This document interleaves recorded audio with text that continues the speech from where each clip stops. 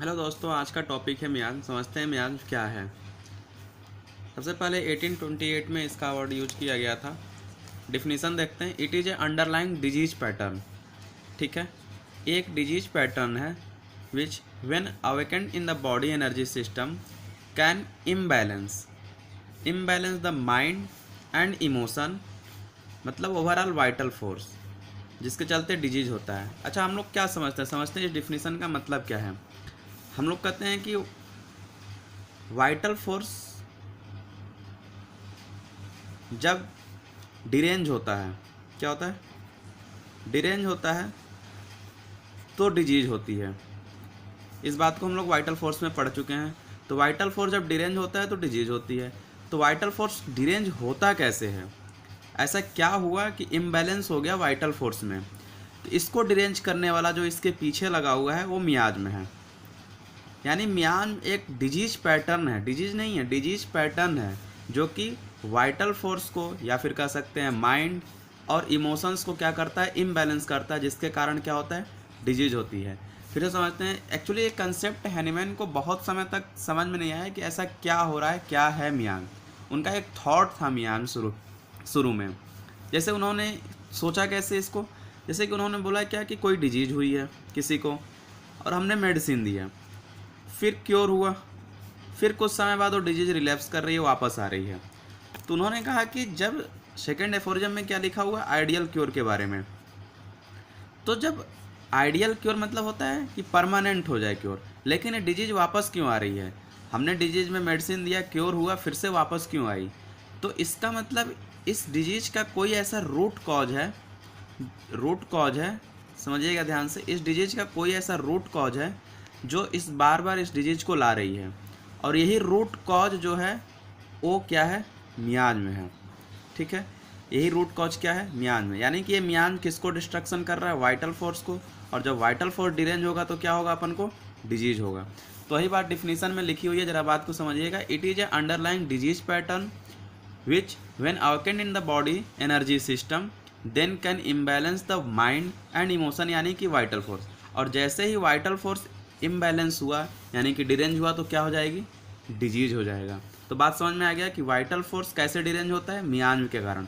यानी कि हमें अगर किसी को क्योर करना है, कैसा क्योर, परमानेंट क्योर करना है, हमें यहीं पर समझ लेते हैं। अगर किसी को परमानेंट क्योर करना है, परमानेंट क्योर करना है तो हमें क्या हटाना पड़ेगा, मियाज हटाना पड़ेगा, क्योंकि यही एक ऐसा मियाज, यही मियाज में है जो कि वाइटल फोर्स को क्या कर रहा है, बार बार डिरेंज कर रहा है। तो वाइटल फोर्स डिरेंज ना हो, इस जब डिरेंज नहीं होगा तो क्योर, आदमी हमेशा हारमोनियस में रहेगा। तो जब पर्सन वाइटल फोर्स डिरेंज नहीं होगा तो परमानेंट क्योर में हो जाएगा। तो मियाज को अगर हम हटा देंगे, क्योंकि यही मियाज वाइटल फोर्स को बार बार डिरेंज कर रहा है। आ गई बात समझ में। मियाज क्या है, miasm is a disease, underlying disease pattern है। डिजीज नहीं है, एक तरह से डिजीज पैटर्न है, जो कि जब कभी इसको डिस्टर्बेंस मिलती है तो ये मियान जो है वाइटल फोर्स को डिस्टर्ब कर देता है और हमें डिजीज हो जाती है। यानी कि हमें वाइटल फोर्स को अरेंज करने के चक्कर में हमें क्या करना पड़ेगा, मियान को हटाना पड़ेगा। ठीक है, तभी तो कुछ लोग कहते हैं एंटी मियाजमेटिक ट्रीटमेंट करते हैं। यानी एंटी मियाजमेटिक मतलब मियान को हटाओ, वाइटल फोर्स अरेंज हो जाएगा, डिजीज क्या हो जाएगी, क्योर हो जाएगी, परमानेंट क्योर हो जाएगी, फिर से वापस नहीं आएगी। ठीक है, आ गई बात समझ में। तो अगर हम मियान को हटा देंगे, मैं एक लाइन लिखता हूँ, so if miasm remove then permanent cure, वो बंदा परमानेंट क्योर हो जाएगा। क्योंकि इस मियाज के चक्कर में वाइटल फोर्स क्या हो रहा था, डिरेंज हो रहा था। और वाइटल फोर्स हम जानते हैं डिरेंज होगा तो हमें क्या होगा, डिजीज होगी। मियाज को दो भागों में बांट दिया गया है, एक्यूट मियाज और क्रोनिक मियाज।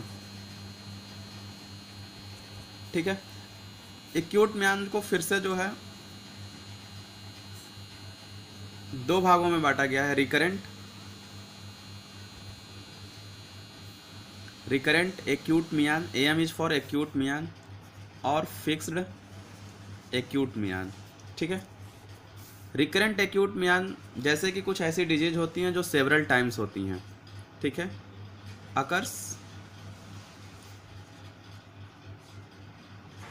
सेवरल टाइम्स, जैसे कोराइजा वगैरह हो गया, ठीक है, जो भी डिजीज जो बार बार हो, ठीक है। फिक्स्ड मियाज नाम से ही क्लियर है, जैसे कि इम्यून बेस्ड होंगे ये लोग, ठीक है, इम्यून बेस्ड। और ऐसे डिजीज जो कि सिर्फ एक बार हो, जैसे कि चिकन पॉक्स, ठीक है, मिसेल्स हो गया,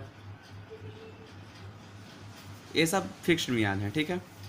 क्रोनिक, समझ में आया ना, मियाज को दो भागों में, एक्यूट मियाज और क्रोनिक मियाज। एक्यूट मियाज में रिकरेंट और फिक्स्ड। रिकरेंट में नाम से ही क्लियर है कि कुछ ऐसे डिजीज होते हैं जो बार बार होती हैं, फिक्स्ड में जो 102 बार हों। क्रोनिक मियाज को भी 3 भागों में बांटा गया है, जिस पे हम लोग डिटेल चर्चा करेंगे। शोरा, साइकोसिस और सिफिलिस, ठीक है। सोरा, साइकोसिस और सिफिलिस, तो ये मियान का क्लासिफिकेशन हो गया। तो 1 बाय 1 हम लोग देखते हैं।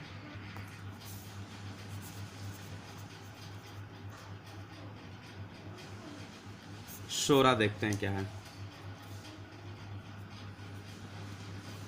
शोरा जो है ये डेवलप हुआ है सोरेट से, टी साइलेंट, वहाँ से डेवलप हुआ है वर्ड सोरा।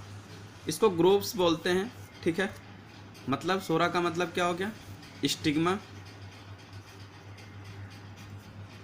ग्रुप्स या प्लेटफॉर्म कह सकते हो आप, ठीक है।